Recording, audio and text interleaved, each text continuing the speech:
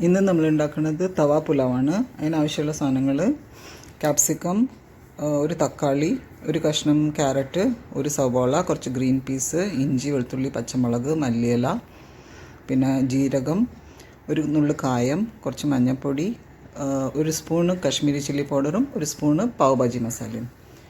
ചട്ടി വെച്ചിട്ട് ചൂടാക്കാം. അതിലേക്ക് എണ്ണ ഒഴിച്ച് കൊടുത്തിട്ടുണ്ട്. അതിലേക്ക് എണ്ണ ചൂടാകുമ്പോൾ ജീരകം ഇട്ട് പൊട്ടിക്കാം. ജീരകം പൊട്ടി കഴിയുമ്പോൾ അതിലേക്ക് കായം, ഒരു നുള്ളു കായം ഇട്ട് കൊടുക്കുക. എന്നിട്ട് സവോള അരിഞ്ഞത് ഇട്ടിട്ട് ഒന്ന് വഴറ്റി വരുമ്പോൾ അതിലേക്ക് ഇഞ്ചിയും വെളുത്തുള്ളിയും പച്ചമുളകും ചതച്ച് വെച്ചതിട്ടിട്ട് ഒന്ന് മൂപ്പിച്ചെടുക്കാം. ഇനി അതിലേക്ക് അരിഞ്ഞു വെച്ച പച്ചക്കറികൾ ഇട്ട് കൊടുക്കുക. ക്യാരറ്റ്, ക്യാപ്സിക്കം, പിന്നെ ഗ്രീൻ പീസും അതിട്ടിട്ട് നന്നായിട്ടൊന്ന് വഴറ്റണം. ഉപ്പ് ആവശ്യത്തിന് ഇട്ട് കൊടുക്കുക.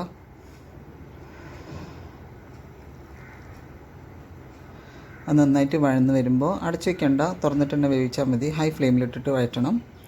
ഇനി അതിലേക്ക് തക്കാളിയും പിന്നെ മസാലകൾ, മഞ്ഞൾപ്പൊടി, മുളക് പൊടി, പിന്നെ പാവ് ഭാജി മസാലയും കൂടി ഇട്ടിട്ട് നന്നായിട്ട് വഴറ്റുക.